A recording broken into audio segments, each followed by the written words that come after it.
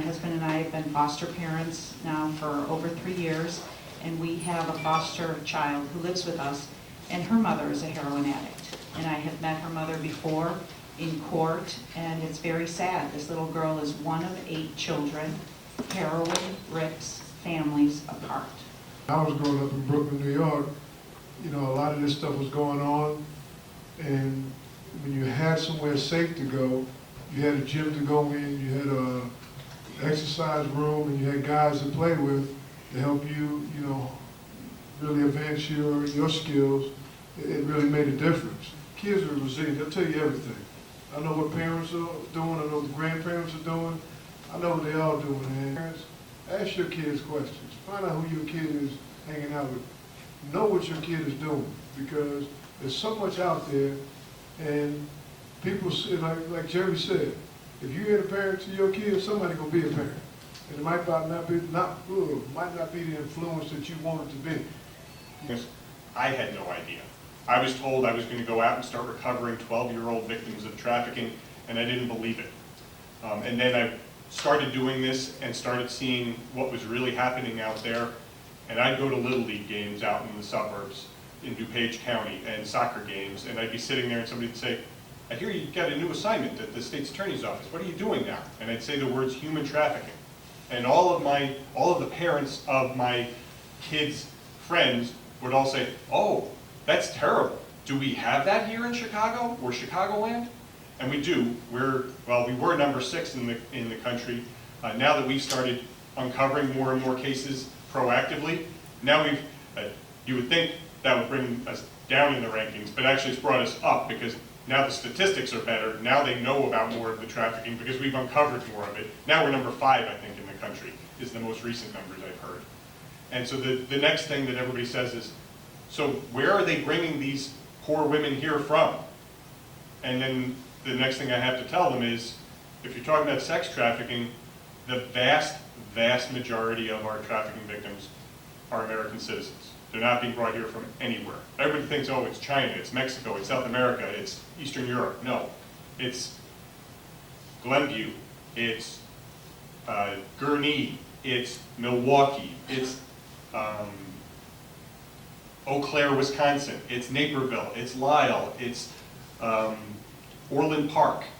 It's wherever you live, that's where these poor women, girls, children, boys are being brought from to be exploited, whether it's on the streets of Chicago or one of the other 103 municipalities in Cook County. 10% of the cases that we've charged have involved victims being exploited in the suburbs.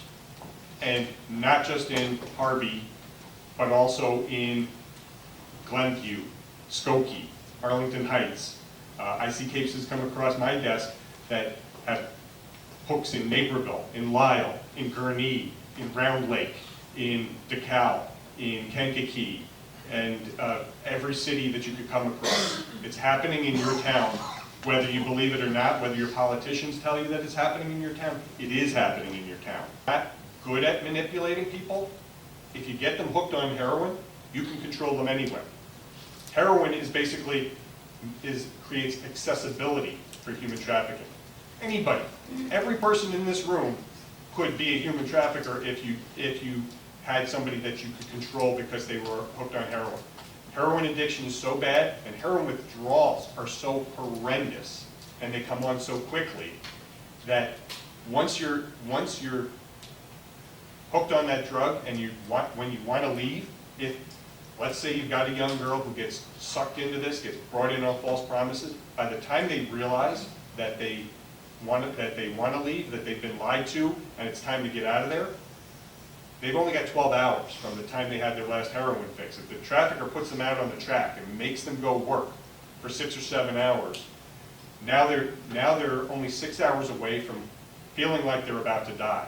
I could be at a Rotary Club breakfast and I'm talking about heroin. And I can tell you, if you go back 3 years ago and I'm talking to a group of Rotarians or Exchange Club members, or you name it, PTA parents, and I brought up heroin, I would be looking at a room full of blank faces. Most of them looking at me like, what is this guy talking about? We're in a fancy community here in Lake County, there's no heroin. Now, 3 years later, today, I talk to those same groups, and now I'm looking at a room full of nodding heads. The whole, I can tell you that heroin and human trafficking, and they are tied together, is in every community in Lake County. It doesn't matter if it's an urban community, it doesn't matter if it's a rich or a poor community, it's everywhere. Oblivious to what the child had in her room. I said, come, let me go over to your house. Do you mind if I look? I went through the house. I found so much in the way of paraphernalia in her room. And I asked Mom, how often do you clean your daughter's room? Never. My daughter cleans her own room. There was chore boy laying around. There was little dabs of Kleenex with blood marks on them because she had changed over to a needle. Those are the things that, as we as parents, we have to dig into. Parents about this stuff all the time. I go around all over the country to try and educate parents and to educate law enforcement, to educate social workers. The biggest problem that I find most of the time is that people don't want to open their eyes. Administrators are out here. Show of hands, any? One school administrator. You have to remember and write this down. The greatest trick the devil ever pulled on mankind is making us believe he didn't exist. We have that in our school. There's a school in DuPage County, there were 10 kids dead. And this guy managed to get up and say, oh, we're starting to get a marijuana problem. Hey, man, you had a marijuana problem in 1968. Now you have a heroin problem, children are dying. In 1993, I was saying that they're equating in the schools marijuana with heroin and methamphetamine. I did a study with the University of Michigan that said, what we're going to do is we're going to cause a problem with heroin and methamphetamine because the lies we're telling these kids, the lies we're telling them are going to come back and haunt us. Jim told us, Officer Jim or the principal said, it's no worse, heroin is no worse than marijuana. And right, he or she did tell him that. When they said that marijuana was as bad as heroin and methamphetamine, and that we lied to them. I was one of those people. I had that problem. I started dabbling with drugs and alcohol when I was 13 years old. I came from a wonderful family. My mother and father were God-fearing, hard-working. My mother was a stay-home mother.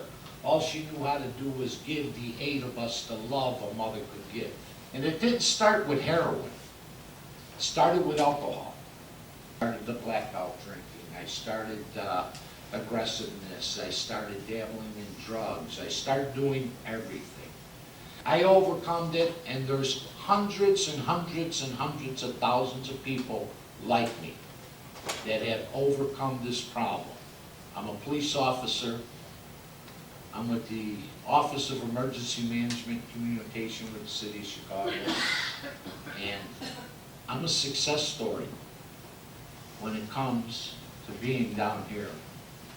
So you know there's hope.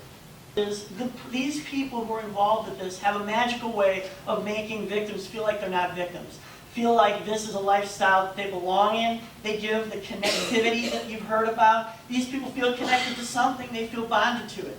Here, every parent here should be at their school tomorrow morning and say, what the hell are you doing? We're paying you $150,000 a year. We're going to give you, we're going to jack your pay the last 6 months of your job. You're going to be getting $200,000 a year for doing nothing but watching Jerry Springer. What the hell are you doing for our kids? I want my child, protect my child. But guess what? Nobody's going to do it, and the band plays on.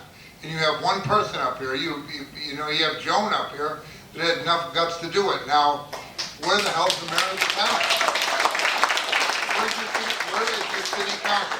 How many city council members do we have here today? We invited all the police departments, we invited all the schools, we spoke to all the public schools here and all the parents, and most people said it's not happening in our neighborhood.